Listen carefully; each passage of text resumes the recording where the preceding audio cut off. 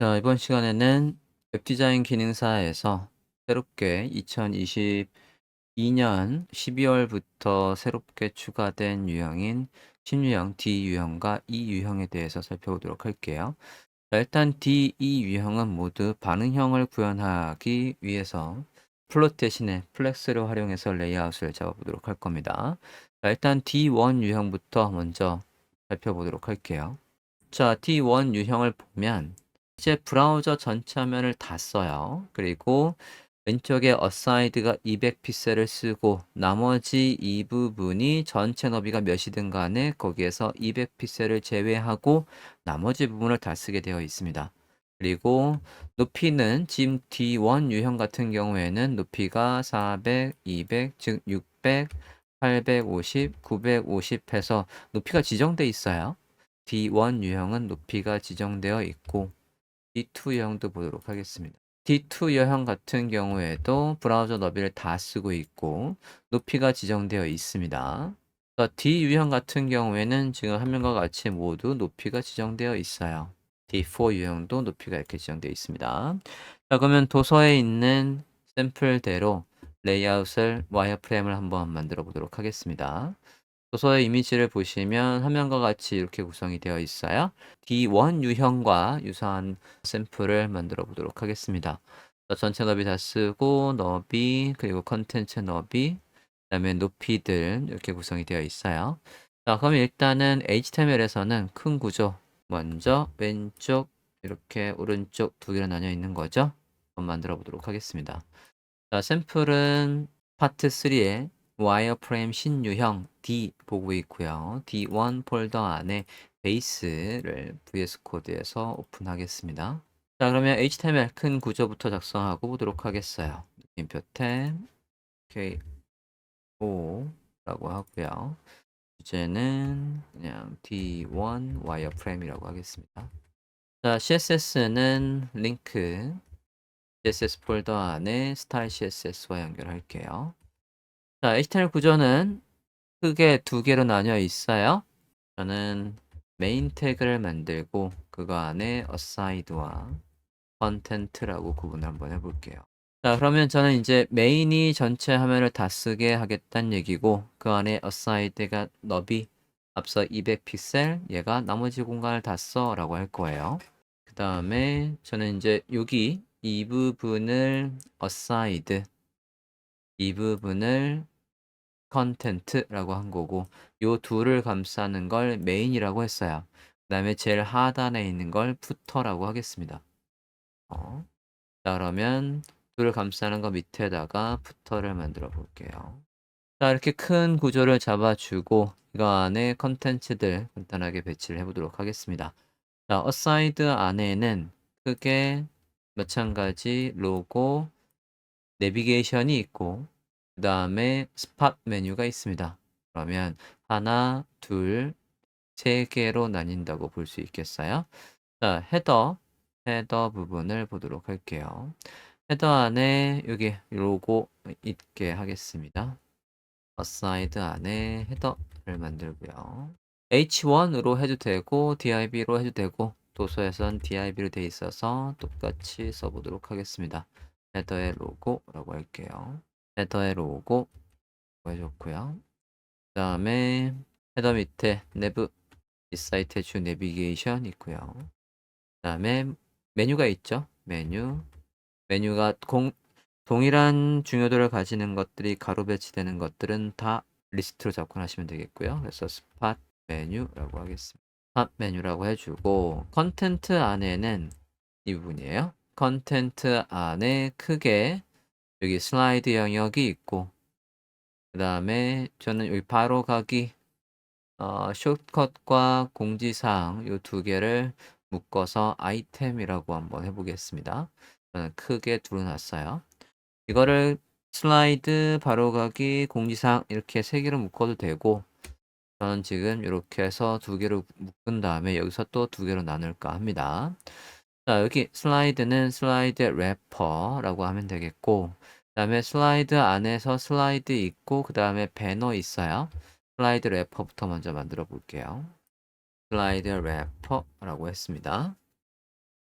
자, 지금 도서에서는 하이픈과 언더스코어가 섞여 있는데 하나로 통일하는 게 좋을 것 같아요. 이후에는 제가 다 언더스코어로 통일을 했거든요. 그래서 여기에서는 다 언더스코어로 통일하는 식으로 표현을 하겠습니다. 슬라이드 래퍼 안에 얘를 기준으로 이제 슬라이드를 가로 배치하든 세로 배치하든 요것들을 넘치는 건 안 보이도록 해야 하기 때문에 저는 지금 부모를 만든 거고요. 그 안에 슬라이드 이미지라고 할게요. 그다음에 우측에 슬라이드 배너가 있거든요. 여기에 배너. 그러면 이 배너도 이 전체를 감싸는 부모, 우리로 치면 지금 슬라이드 래퍼예요.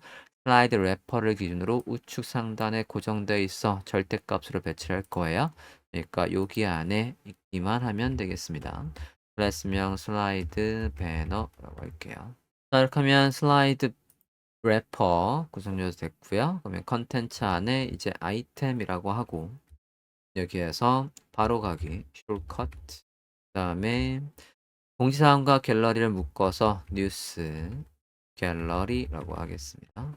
자, 마지막에 부터 부분은 왼쪽에 로고가 있고 카피라이트, SNS 여기 세 등분 하시면 되겠습니다. 부터의 로고, 카피라이트, 클래스명 SNS 이렇게 크게 세 개로 구성하겠습니다. 자, 이렇게 하고 브라우저 화면을 보면 지금은 안에 컨텐츠가 없으니까 아무것도 안 나와요. 이제 CSS에 가서 기본적인 걸 리셋을 한 다음에 배치를 해보도록 하겠습니다. 컨트롤 클릭해서 열었고요. 캐릭터 셋 모든 요소의 마진형, 패딩형, 리스트 스타일 none, 밑줄 분리 표시 없애고 텍스트 데코레이션 none, 밑줄 없앱니다. 폰트 패밀리, 폰트 사이즈, 컬러. 자, 그 다음에 저는 이제 요소의 너비를 주고 너비의 요소에다가 마진 패딩 줬을 때도 얘가 크기가 커지지 않도록 요소의 크기가 만들어지는 시스템을 박스 사이징에서 위드를 주면 이 위드 안쪽에서 보더 패딩을 뽑으라고 보더 박스로 초기화하고 가겠습니다. 이렇게 해주면 우리가 위드를 준 다음에 보더나 패딩을 줘도 크기가 커지지 않기 때문에 깨질 일이 없어요. 그리고 컬러는 기본적으로 부모에서 지정한 걸 inherit 해서 상속받겠다라고 해서 A 태그의 컬러는 부모에서 지정한 컬러가 나오도록 할게요. 자, 이렇게 돼 있으면 부모한테 색깔이 있으면 그걸 상속받아 지정하게 돼요. 기본적으로 A 태그는 원래 A 태그까지 가야지만 색상을 바꿀 수 있지만 이렇게 하면 부모의 색깔을 상속받을 수 있습니다. 자, 그러면 큰 레이아웃부터 작업을 해보도록 할게요. 자, 신유형에서부터는 우리가 요소에 배치하는 기본적인 레이아웃 방법을 플렉스를 쓸 거예요. 자, 제가 아까 여기에서 큰 구성 요소 어사이드와 요 두 개를 감싸는 부모의 메인이 있었거든요. 자, 지금 지시사항을 보면 어사이드가 왼쪽, 얘가 나머지를 다 써야 돼요. 자, 우리가 지금 얘를 200 픽셀하고 요 요소를 너비를 다 쓰게 하는 방법은 얘한테다가 계산을 통해서 하는 방법도 있고요. 플렉스를 쓰면 모자란 공간을 네가 다 써라고 해서 플렉스 1을 쓸 수도 있거든요. 두 개 요소를 다 한번 확인을 해볼게요. CSS에 가서 메인에 디스플레이 플렉스를 해보도록 하겠습니다. 메인 태그에 디스플레이 플렉스 했어요. 자, 이러면 누가 가로 배치되는 거냐면 얘가 왼쪽, 얘가 오른쪽으로 배치가 되겠어요. 아직 안에 컨텐츠들이 아무것도 없으니까 화면에 아무것도 나오진 않을 겁니다. 자, 이 상태에서 일단은 기존의 이전 유형, BC 유형에서는 우리가 배경을 지정하고 요소들을 배치하는 걸 눈에 띄게 했었는데 이번에는 테두리를 주고 배치를 한번 해볼 거예요. 그래서 메인 안에 있는 모든 컨텐츠, 메인 안에 어사이드와 div에다가 테두리를 줘 볼게요. 보더. 이것도 실제 이제 컨텐츠를 파일 잡을 때는 모두 지울 겁니다. 자, 그러면 어사이드 너비부터 지정해 볼게요. width 200 하겠습니다. 그 다음에 컨텐트에 가서 자, 컨텐트가 지금 요 두 개를 감싸는 거였죠? 여기 슬라이드 래퍼와 아이템을 감싸는 부모였어요. 자, 이 부분이 어사이드가 200을 쓰고 얘는 나머지를 다 써야 돼요. 그러면 브라우저 너비를 전체로 봤을 때 width 100% 이렇게 하면 얘가 전체하면 닿습니다. 그게 아니라 여기서 200 픽셀 모자란 걸 써야 되거든요. 그러면 CSS 함수 중에서 calc 계산을 통해서 100%에서 200 픽셀을 뺀 게 컨텐츠의 너비다라고 해줘요. 이때 주의사항은 calc 다음에 공백 반드시 없어야 되고요. 여기에는 연산자 앞뒤는 반드시 공백이 있어야 됩니다. 주의하세요. 자, 이렇게 하고 브라우저 화면 한번 볼게요. 자, 요소들의 높이가 없기 때문에 지금 화면에 아무것도 안 나와요. 높이를 지정해 보도록 할게요. 어사이드 안에 헤더의 높이부터 먼저 지정해 보겠습니다. 이 요소의 높이부터 지정해 볼게요.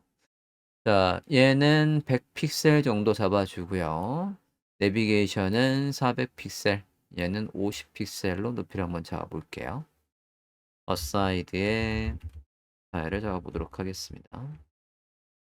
어사이드 안에 바로 밑에 첫 번째 자식들이라고 해서 테두리를 주어서 요소를 가늠하게 하고요. 어사이드 안에 헤더에 하이트를 100 픽셀 해볼게요. 어사이드 안에 내부에 높이를 지정하겠습니다. 어사이드 안에 스팟 메뉴에 가서 하이트를 50 픽셀 정해볼게요.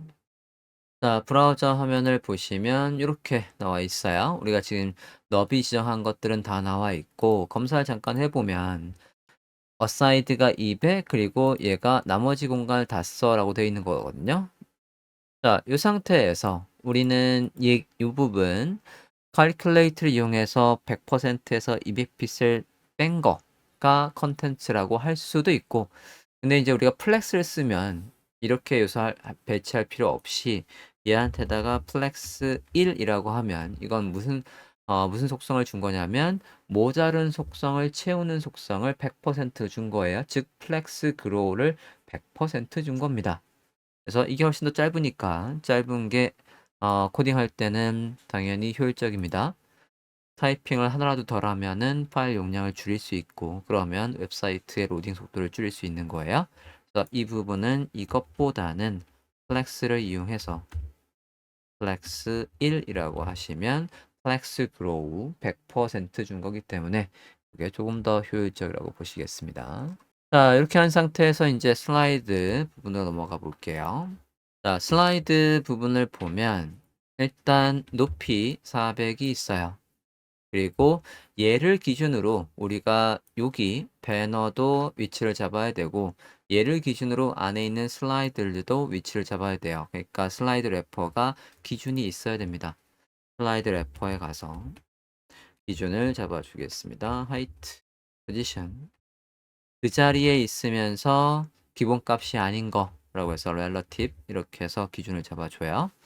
자, 그리고 안에 있는 슬라이드 이미지 그 슬라이드 이미지도 공간을 차지하도록 얘가 여기 안에 공간을 다 써야 되거든요. 그러면 슬라이드 이미지에 가서도 높이를 지정하고 테두리가 나오도록 해볼게요.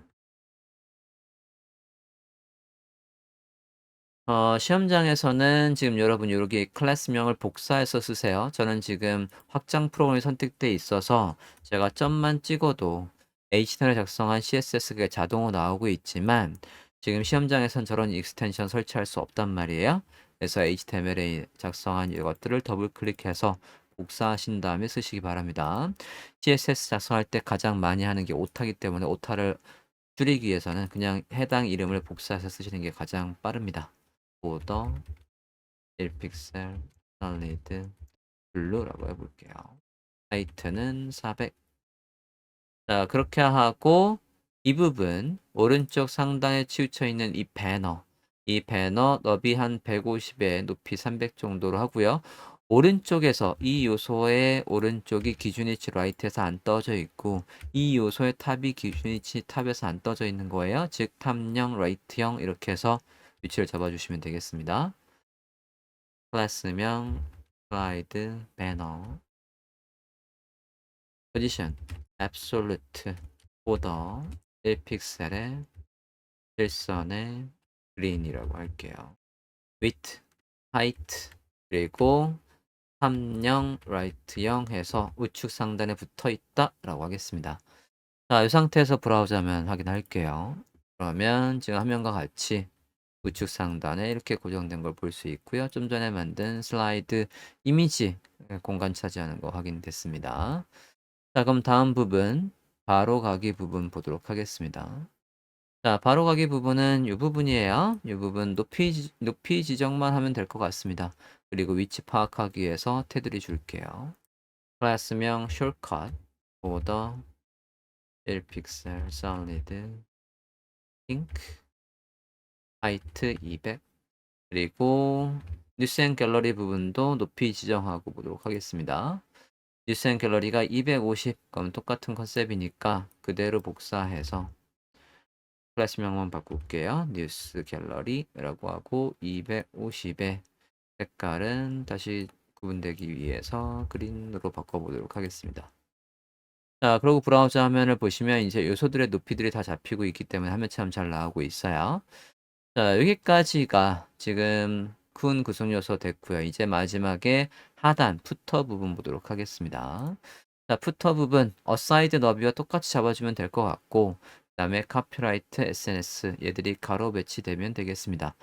자, 푸터 안에 있는 요소들이 다 가로 배치예요. 그러면 이제 가로 배치하는 것들은 다 플렉스를 한다라고 했으니까 누구한테 가서 푸터에 가서 디스플레이 플렉스라고 할게요.